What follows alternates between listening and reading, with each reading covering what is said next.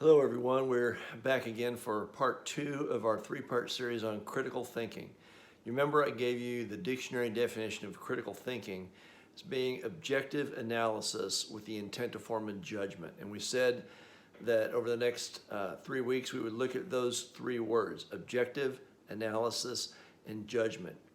And we talked about the Socratic method, basically asking questions to stimulate critical thinking and how important it was that we asked questions, and the opposite of that being really teaching to the test or having a trusted expert give you the right answers, and then you just had to learn the right answers and trust that in fact they were right. The flaw in that sort of learning is that you have to actually be able to trust your trusted expert. And so we spent a lot of time last week talking about objectivity, how we need to question the source and if they have motive or bias or if they have integrity, and we shouldn't just take things at face value. And so as we were looking at objectivity, we talked a fair bit about science, and I told you the reason for that is I've become concerned about how much science is being used to bully us into accepting things without critical thinking.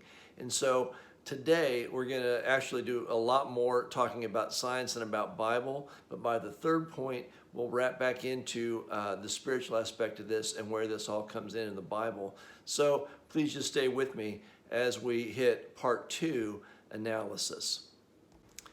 Okay, we're going to get into our second word in our definition of critical thinking, analysis. We talked about how critical thinking was founded on the Socratic method of asking questions. No more important place to ask questions than in the process of analysis. So let's ask this question. What if we're discouraged from questioning? What if we're actually told, here's the right answer, don't question it, don't engage in critical thinking? Is that happening? I think it is. And what I want you to see, and I'm going to demonstrate to you by the end of this, is that at the point where we begin to do that, we are no longer doing science. You cannot use the term science and at the same time suspend critical thinking.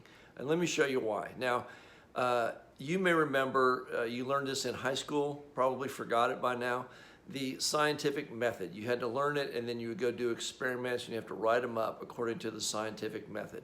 Everybody who went to high school learned this. And you probably saw a diagram like I'm going to put up in a minute for you. Now, remember, the scientific method is founded on the Socratic method of asking questions. So let's look at this diagram. Remember, we learned the scientific method basically had steps, 5 steps, sometimes it's 6 or 7, but it's all basically the same thing. And we go through these steps, and then we go through the steps again. We repeat this. That's the process of science. So let's look at these steps to make sure we understand what science actually is so that we can evaluate whether or not science is being done, whether we can trust people when they say science says. It starts with observation, and that requires research. You look at stuff, you feel around, you do some tests, and you go, hey, I'm observing this phenomenon, and I've done a little research, and here's what I think is going on. That's called the hypothesis. You form a hypothesis. Here's what I think is going on. Now, your hypothesis to be scientific has to be predictable, because if you can't make a prediction with it, it can't be tested. You have to predict an outcome so that you can test and see if you get that outcome. Then you move on to the experimentation phase or the questioning phase. You experiment and you test it to see if your hypothesis may or may not be correct. Now, this experiment phase is often called fail testing. You may be aware that when computer scientists write code for your computers, when they send it for testing, what the tester is actually trying to do is break the code. He isn't just going, hey, I'm going to use it the way it's intended and see if it works. He's trying to think of every other way he might be able to break it. He's testing it for durability. He's seeing if it'll stand up. That is the scientific method. We don't just test to go, hey, I did an experiment and it worked. We think, how can I disprove this? I don't want to throw everything at it that can cause it to fail, because if it doesn't, then I've proven my hypothesis. Now, at the end of that, we go into the analysis phase where we analyze data. The purpose of this is so that it's objective. I'm not just going, hey, it seems like it worked. I'm presenting data that tends to prove or disprove my hypothesis. And then I go to the conclusion. Now, we don't just do this once and we're done. The conclusion is it tended to prove my hypothesis, or it didn't, or we found something we hadn't thought of, and we refine it and we repeat. We keep going through this process until we're pretty confident we've reached a valid conclusion. Now, a couple things I want you to see as you consider the scientific method. First, it's limiting. Science is limited to that which can be observed and tested. It has to be observable and testable. Remember, I told you last week that evolution has never gone through vetting of the scientific process. Why? Because we can't see it and we can't test it. You can't test something that happens over millions of years in any reasonable way. They can point to supposed evidence, but it's historical, not scientific, and it's subject to interpretation. So it not only hasn't been scientifically vetted, it can't be scientifically vetted because it's not observable or testable. So when they say believing in creation isn't science, I go, sure, but neither is evolution. Neither one of those can be scientifically observed and tested. They both happened a long time ago. All right? So we need to understand that science can't speak into everything like it pretends to. It can only speak into those things which are observable and testable. Now,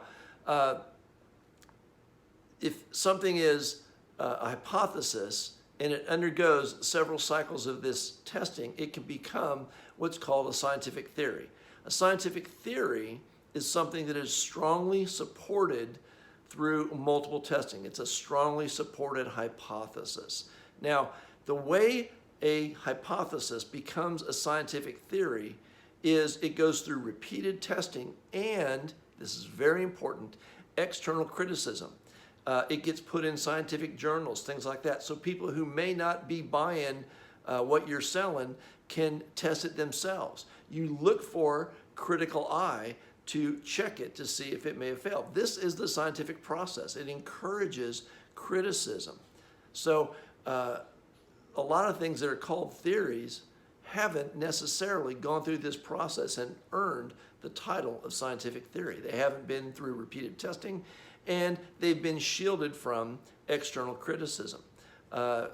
Evolution being one of those. We'll talk about another one later. Now, a couple of things that we need to correct, because you may have a misunderstanding on some of these things. Theories do not become scientific laws. You may have thought that something progresses from a hypothesis to a theory to a law. Theory is about the top. A scientific law is a different type of thing altogether. A law describes a phenomenon, often in mathematical terms like a formula, and not why that phenomenon exists or the cause. A great example of this would be the law of gravity. We are very confident we can use mathematical formulas to predict what objects will do under the influence of the law of gravity. Why does gravity work? No one knows. We have not figured that out. There are several hypotheses, but no one knows for sure. So a law simply describes an observed phenomenon. It doesn't try and tell you why that phenomenon works. So laws are different than theories. Theories don't progress to laws. The other one is you heard the term scientific fact bandied around. Like if something is a hypothesis and it becomes a theory and it's so well accepted, it becomes a scientific fact. Well, this is not true. There's no such thing as a theory becoming a scientific fact. There are scientific facts, but theories don't become factual because science depends on ongoing questioning all the time. For example, you may do an experiment and 28 times the data gives you exactly the same results. So you can report the fact that 28 times in a row your data was perfect. But you cannot say your hypothesis is a fact because the 29th time the data might be different, or the 229th time the data might be different. You can never prove. It is always open to questioning. Very important that you understand that. For it to be science, it is always open to questioning. It is always open to criticism. In fact, external criticism is encouraged. So, I want to coin a term. Actually, Monty Hancock coined this term a long time ago, and I really liked it, so I stole it. But I'm going to give you a definition to the term. And the term is scientism, the religion of science, if you will. And I'm going to define scientism as this. Scientism is the removal of criticism from the scientific method, rendering it faith and no longer science. So at the point where we're told we can't question, go, that's fine, but we've just moved into scientism. Now we're talking about your faith. We're not talking about science anymore. Because at the moment you remove criticism, it's no longer science. Why am I telling you this? Because I don't want you to be bullied by scientism, which is what is going on. People are trying to use the word science to bully us into just accepting and not asking questions and shutting our mouths. Remember Proverbs chapter 9, verse 10. We talked about it last week. The fear of the Lord is the beginning of wisdom, and the knowledge of the Holy One is understanding. Wisdom comes from the Lord, not from science. Science is a subset of the wisdom that God releases in the earth to human beings. So we trust in God. Now, I love science, and I'm looking for science to give us answers, and I love that I can record this because science gave me an iPhone. But I'm not looking for the iPhone to save me. I've actually, during this COVID thing, at least twice heard on TV people say something to the effect of, don't worry, science will save us. And I go, okay, I'm hoping and I'm praying that science will find solutions, that the medical community will find solutions. I'm asking God to give them wisdom, but I'm not really looking for science to save us. And if you are, you may be in trouble because science is limited and it cannot always save you. It is helpful, but it is a subset. Remember, one comes before the other. And so I don't want to be bullied or intimidated by scientism. Okay, I want to begin to look at a great example of scientism. And we'll just do a little science right here. We'll keep it simple. But let's talk about climate change. It's a big topic. We hear about it all the time. We've heard it called settled science and all that good stuff. Is it science? Well, let's look at it. And I'm going to, again, keep it very simple. Here's what's going on. One of two things is for sure happening. The Earth is warmed by the sun. The sun warms all the planets in the solar system to varying degrees. Mercury is real hot. Why? Because it's real close to the sun. Neptune is really cold. Why? Because it's really far away from the sun. The Earth is in that Goldilocks zone where they talk about where you can have liquid water and it doesn't boil off and it doesn't freeze and life can exist, which is ostensibly rare. We don't really know, but that's what they look for when they look for other planets and other solar systems, or other star systems rather. They're looking for that Goldilocks zone. That's what we live in. Now, that's a simple explanation of the sun being the source of heat for all the planets in our solar system. We have ice caps, polar ice caps. I don't know if you're aware of this. Mars has polar ice caps also. They're not made up of the same composition as ours, but here's what's interesting.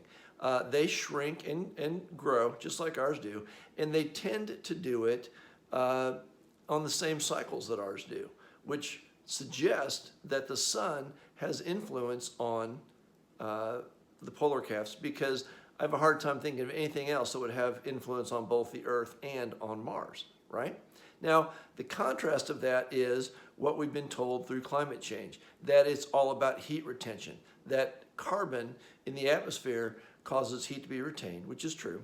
The atmosphere itself causes heat to be retained, and that is the primary driver of the temperature on Earth. I think a simple experiment that would cause me to suspect that isn't the case would be to go outside during the day when the sun is out and notice that it's hot, and go outside at night when the sun is not out and notice that it's cold. I'm not sure how effective our atmosphere is retaining all that heat. I think the sun has a greater influence on the temperature of the Earth than the ability of the atmosphere to retain heat. Just me, all right? Now, keep in mind, we're talking about carbon, which is 4/100ths of 1% of our atmosphere. 4/100ths of 1% of our atmosphere. And depending on who you ask, 70 to 95% of that is naturally occurring, not man-made. So we're talking about a minuscule portion of our atmosphere, not the sun, driving the temperature on Earth. Here's the other thing you need to remember. The sun is not like turning on your gas grill where you set a temperature and it burns evenly. It's wild. There are solar flares. There are times of sunspot activity and times of less activity. It's varying all the time. And so if it's the primary source of heat in the solar system, then that heat is going to vary all the time. So the real debate in climate change is the primary driver for the temperature on Earth the sun, or 4/100ths of 1% of our atmosphere, a tiny portion of that being man-made.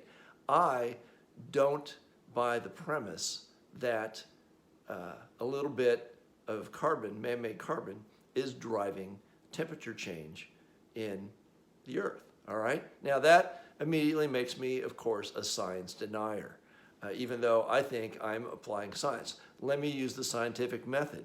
First of all, I think it's a flawed premise. I just explained why. Second, if we go further, we have a series over the last 30 or 40 years of failed prediction after failed prediction. Remember, we made predictive hypotheses so that we can test them. Not one of the climate change predictions I'm aware of has come to pass. They keep predicting things that don't happen. So we have failed predictions. Here's a really big one. We have 2 or 3 documented cases of falsified data where scientists falsified data to try and support climate change when it wasn't actually happening. Interestingly enough, back in the 80s, when I first heard about this, this was called global warming, not climate change. And I immediately dismissed it just on the premise that it's a flawed premise. I went, no, the sun, not carbon. This is ridiculous. And over the next 30 years, I saw the failed predictions and the falsified data and all those things. It wasn't that hard if I applied a little science, a little critical thinking, all right? Now, I am called, of course, a science denier for believing that. That is an intimidation tactic to avoid scrutiny. That is scientism. That is pay no attention to the man behind the curtain. Just listen to the voice. So you got to ask yourself, why?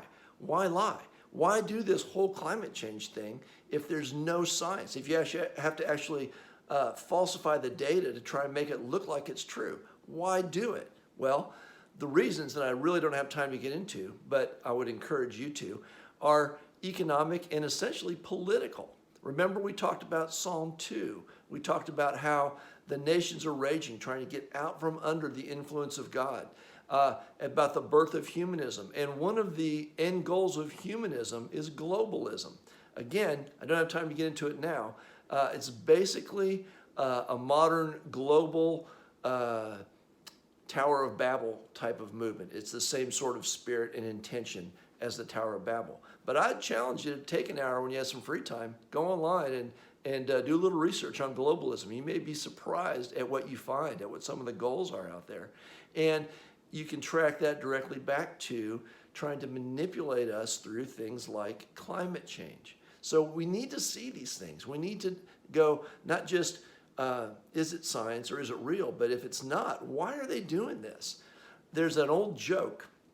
What do you get when you mix science and politics? And the answer is politics. Science gets subsumed. Politics takes over everything. And that is what's happening. The scientific process right now is being stifled in 2 significant ways, and you can find examples of this all over the place. Scientists who don't toe the line are denied advancement, it might be tenure or a job, and they're denied funding. If you don't have the party line, you don't get advancement, you don't get funding. And so their livelihood depends on coming in line with these political agendas that have been injected into science. We're seeing it right now with this COVID thing. We're seeing doctors coming online and questioning how they're being forced to make political instead of medical decisions during this COVID crisis, and their videos are disappearing from YouTube within a day.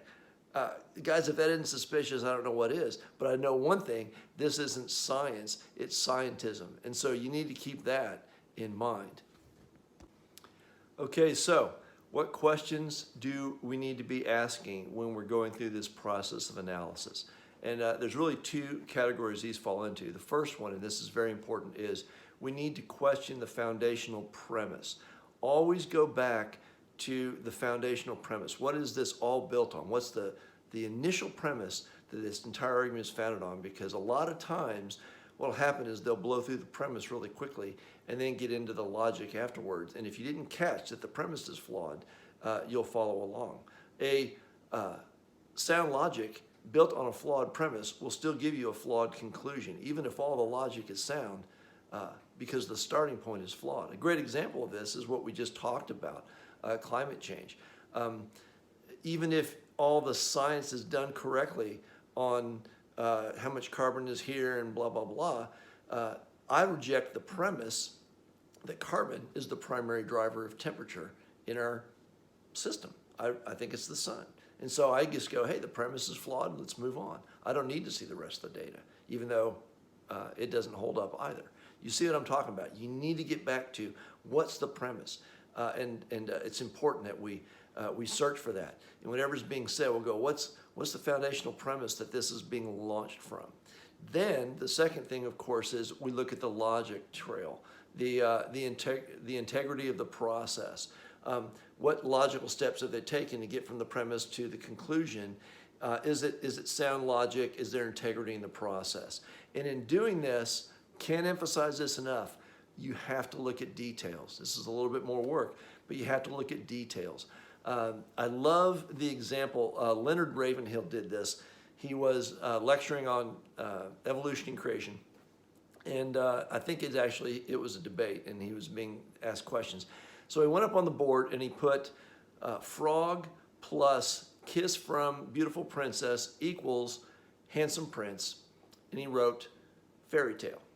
And then he, below it, put frog plus 4.5 billion years equals handsome prince, and he put next to that evolution.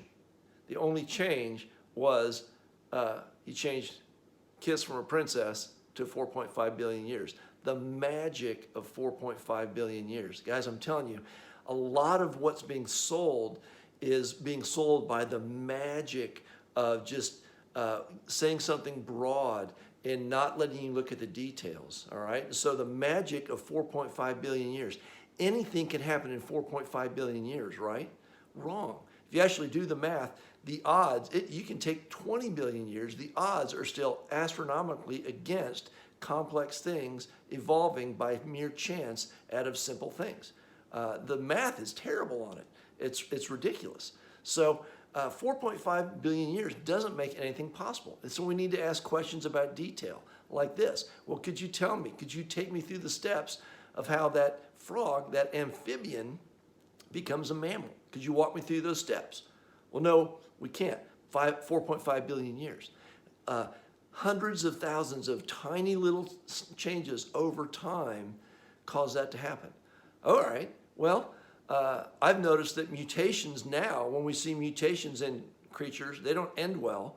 So can you show me anywhere where something has had hundreds of mutations line up one after another that all were beneficial and changed into something else? Well, no, we can't see that, but 4.5 billion years, anything's possible. Well, some of these things are very complex, and you can't just change one thing or it won't live anymore. There are like 8 or 10 things that come together. What do you do when to get from point A to point B, you have to have 8 changes, not just one, for the thing to still be alive? And they go, well, punctuated equilibrium. What's that? Well, we believe that there were times where things changed rapidly. Why do you believe that? Well, we don't know. There's no evidence. We just believe that. We just made up that term because it sounds good. So evolution, 4.5 billion years, punctuated equilibrium, science. Pay no attention to the man behind the mirror. And you got to get them to do the details. I tell you, you can have a lot of fun with this because there are no details. All they do is throw out words like fossil record and carbon dating, which is inaccurate. And there you are. You're like, come on, guys, give me some details. There are no details because it doesn't stand up. It doesn't work. And if you begin to look at the details, you begin to go, this is kind of ridiculous that fortuitous natural selections would just keep happening one after another to give us these complex things when we don't see any of that ever happening now, right? So we have to look at the details. We have to question the details. When you're doing that, also, I want you to watch this. Watch definitive words, which would be things that are facts, or versus hypothetical speech, speculative words, definitive words, facts. We know that 2.3 of these did this in this much time, blah, blah, blah. Factual statements, right? We know that this happened. We know that at this time, this was the temperature, or at this, those kinds of things are factual, and you can check the data, and you can go, is that data correct? You'd be surprised. Go watch some documentary where they get into evolution, the Big Bang, or anything like that, and watch how often you hear hypothetical or speculative words. Scientists believe, experts think this may have, and every time you hear believe or may have, that's a hypothesis. And there's no data, it's just a hypothesis. Scientists believe that an asteroid may have hit the Earth hundreds of thousands of years ago, wiping out dinosaurs. Oh, okay, great. Maybe that did happen. But, maybe ancient aliens did. Maybe they came and built the pyramids. Who knows? There's all kinds of maybes. That's not science. And so you have to watch for these speculative words, these hypothetical words, the may haves and could have been. And scientists suggest, and experts think maybe, quite possibly, experts really hope that, those kinds of things. If you pay attention to language, it's a lot easier. So we look at these things. We look at the foundational premise, and we look at the logic trend. We look at the details, and we ask questions, and we examine the data. We be good critical thinkers, and you'll find out that a lot of guys that think they know what they're talking about don't really know what they're talking about, and maybe you can provoke them to go back and do a little bit more research. Now, as we're asking these questions, I know I've talked a lot about science today, but I'm not just talking about science. I'm talking about politics, religion, faith, everything. We need to question everything. We need to be critical thinkers in all realms, especially as we see corruption increasing. I've been really surprised at the level of corruption that's been revealed in the last year in so many places. And so, guys, that's just an indication to us that we need to up our game on critical thinking. Let's look at this one passage to close up here. In Colossians chapter 2, we're going to look at verses 2 through 4 and then jump down to verse 8. It says, attaining to all riches of the fullness of understanding, to the knowledge of the mystery of God, both of the Father and of Christ, in whom are hidden all the treasures of wisdom and knowledge. Again, there's that declaration that all wisdom and knowledge are hidden in Christ. Some of that's been released to us in science and things like that, and just human minds discovering things, but it's all hidden in Christ, the superiority of the wisdom and knowledge and understanding of God. And he says, now, I say this lest anyone should deceive you with persuasive words. Beware lest anyone cheat you through philosophy and empty deceit, according to the traditions of men, according to the basic principles of the world, and not according to Christ. So a couple things I want you to see from this passage. First of all, godly wisdom, knowledge, and understanding are superior to earthly wisdom. Again, Proverbs 9:10, the fear of the Lord is the beginning of wisdom. So we just need to know that. We need to not be intimidated by earthly wisdom, but be intimidated by experts. We know what we know, and we can check them on their facts. Also, notice there that it says he's concerned that we would be deceived by deceptive, persuasive words. Look, this isn't just lies. This isn't just someone misunderstanding. This is calculated, manipulative, false logic intended to lead you astray. They are persuasive words. These are arguments that people have crafted to try to intentionally deceive you. And so that means there's more work on our part. We're going to have to go do the research. We're going to have to go get the other side. We're going to have to go dig a little to find out who we can trust and to check out some of the other facts. So it just means more work on our part. If we're going to be critical thinkers, there's a little bit of work involved. Now, I want you to see, he says, to beware lest someone cheat you. And the Greek word there literally means to take captive. It makes me think of how both we take thoughts captive and how we cast down strongholds, where the enemy has taken us captive with wrong thoughts. And so this is a case where the enemy has taken people captive with lies, with wrong thoughts. And so don't be cheated. Don't be taken captive by these things. And he lists three things. So let's take a look at them. The first is philosophy. Philosophy is exalting human intellect. And again, we already have talked about that. Don't be intimidated by the word expert. Don't exalt human intellect. We can all think for ourselves, and we can all have the wisdom of God. And so philosophy, beware of the exaltation of human intellect. Talked about the traditions of men, which it exalts the established precedent. And anytime you do that, you eliminate questioning. So again, we've kind of hit this. You have to keep asking questions. And I'm not limiting it to just science or politics. I'm saying religion. When I teach you, you ought to be looking in the Bible and asking questions and making sure I'm telling you the truth. Because we don't want to just go with the established precedent. We don't want to just go with the traditions of men. We want to make sure we're questioning and we're going for truth. We're loving truth. And then thirdly, worldly principles. Worldly principles exalt the natural over spiritual. There are natural reasons for all kinds of things that are going on, even this COVID stuff. But there are spiritual reasons and implications that may be involved as well. We don't know unless God reveals them to us. But he will reveal some of these. And that's where we're praying, where we're talking to one another, where we're not simply submitting to the natural, to worldly principles. We know that the spiritual is higher, and we're looking for the spiritual reasons behind what's going on, and we're trying to understand so that we can respond properly. Now, again, a lot of talk about science today, but next week we're going to start to talk about why it's important that we understand these things from a spiritual perspective, getting the spiritual principle, not just the worldly, natural principle, because there's things we need to do spiritually to stand against some of these natural corruptions that are in the earth. And it's our responsibility, and I'll talk about that more next week. So, Lord, I just pray that you would give everyone wisdom. We thank you that you have made us in your image, and you have given us the mind of Christ.